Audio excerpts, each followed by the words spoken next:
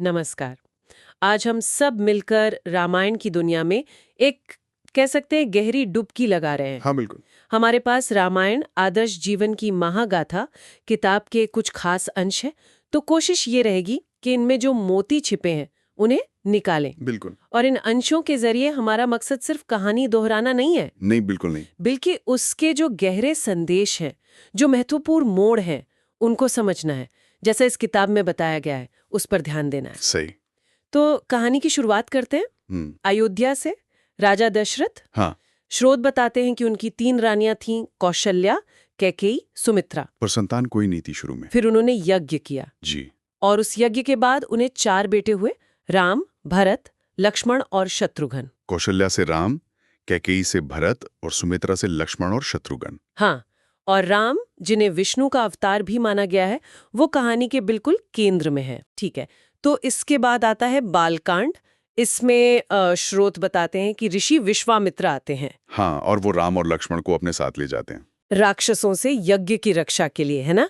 ताड़का, सुबाहु। मारीच। हाँ और ये सिर्फ राक्षसों का वध नहीं था, ये आप कह सकते हैं कि युवा राजकुमारों के लिए कर्तव्य और धर्म की पहली बड़ी परीक्षा थी। बिल्कुल। और इसी कांड में वो जनकपुरी जाते हैं, जहाँ शिव धनुष तोड़कर राम का विवाह सीता से होता है। ये भी कहानी का एक बहुत अहम पड़ाव है। सही कहा। फिर आता है अयोध्या कांड, और यहाँ कहानी एकदम से पलट जाती है। हाँ, एक बड़ा मोड़ आता है। दशरथ जी चाहते हैं कि राम युवराज बने। लेकिन तभी कैकेयी, वो मंथरा के भड़काने पर। हाँ, वो अपने 2 वरदान मांग लेती हैं। और ये वरदान, मतलब स्रोत के हिसाब से ये दिखाते हैं कि कैसे पर्सनल एम्बिशन या ईर्ष्या कितने भयानक नतीजे ला सकती है। बिल्कुल। एक वरदान क्या था? भरत के लिए राज्य, और दूसरा?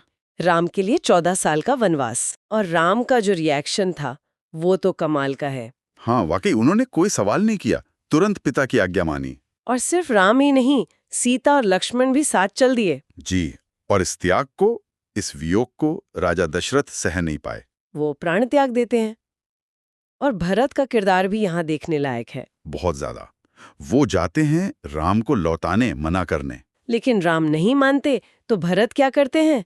वो राम की पादुकाएं ले आते हैं और उन्हें सिंहासन पर रखकर राज चलाते हैं। खुद महल में रहते हुए भी एक तरह से वनवासी की तरह जीवन जीते हैं।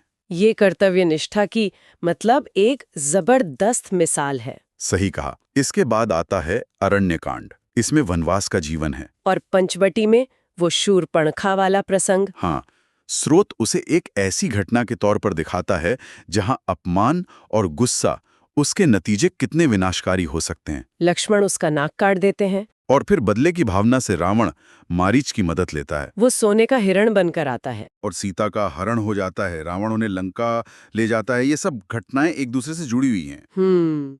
सीता की खोज उन्हें किष्किंधा ले जाती है। किष्किंधा कांड, जहां राम की मुलाकात हनुमान और सुग्रीव से होती है। और राम सुग्रीव की मदद करते हैं, बाली का वध करके। बिल्कुल। ये हिस्सा दिखाता है कि सही वक्त पर सही गठबंधन, सही मदद कितनी जरूरी हो सकती है।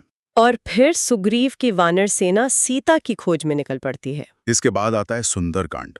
ये कांड तो मुख्य रूप से हनुमान जी की वीरता पर ही केंद्रित है, जैसा स्रोत बताते हैं। हाँ, इसमें सिर्फ उनकी ताकत नहीं दिखाई गई है। नहीं, बिल्कुल नहीं। उनकी बुद्धि, उनकी भक्ति और मुश्किल से मुश्किल हालात में भी नतीजा लाने की उनकी जो क्षमता है, वो कमाल की है। समुद्र लांघना, सीता को ढूंढना, उन्हें राम की अंगूठी देकर हिम्मत देना, और फिर लंका दहन करके वापस आना, ये सब हनुमान की असाधारण काबिलियत का सबूत है। फिर आता है युद्धकांड। राम पूरी वानर सेना के साथ समुद्र पर पुल बनाकर, हाँ, नल नील की मदद से और लंका पहुंचते हैं। और वहां भयंकर युद्ध होता है। स्रोत इस युद्ध को सिर्फ 2 सेनाओं की लड़ाई नहीं मानता। हाँ, इसे धर्म और अधर्म के बीच का एक निर्णायक संघर्ष बताया गया है। बिल्कुल। राम रावण का वध करते हैं, विभीषण को लंका का राजा बनाया जाता है। और अयोध्या लौटने से ठीक पहले सीता की अग्नि परीक्षा होती है। जी। और फिर सब अयोध्या लौटते हैं। अंत में आता है उत्तरकांड। राम का राज्याभिषेक होता है, राम राज्य की स्थापना होती है। हाँ, लेकिन कहानी यहाँ खत्म नहीं होती। ये थोड़ा जटिल हिस्सा है। स्रोत बताते हैं कि कुछ लोगों के संदेह करने पर, मतलब लोकापाद के कारण, राम को एक राजा के तौर पर एक बहुत ही कठिन, दिल तोड़ने वाला फैसला लेना पड़ता है। और वो सीता को वनवास भेज देते हैं। हाँ, ये हिस्सा राजधर्म की जटिलताओं को दिखाता है कि राजा के लिए प्रजा क्या मायने रखती है। सीता फिर वाल्मीकि आश्रम में रहती हैं, लव कुश को जन्म देती हैं। बाद में पिता पुत्र का मिलन भी होता है, पर सीता अंत में पृथ्वी में समा जाती हैं। और अंत में राम भी सरयू नदी में प्रवेश कर अपने धाम चले जाते हैं। बहुत बहुत भावुक अंत है ये। सही कहा। तो अगर हम इन अंशों का सार निकालें तो क्या कहेंगे? मेरे ख्याल से यही कि रामायण सिर्फ एक कहानी नहीं है। बिल्कुल नहीं। ये धर्म, कर्तव्य, वचन का पालन, त्याग, मर्यादा, इन सब का एक पाठ है। और सत्य के मार्ग पर कैसे चला जाए, इसकी प्रेरणा है। हाँ, और राम का जो चरित्र है वो इन सभी आदर्शों का प्रतीक है।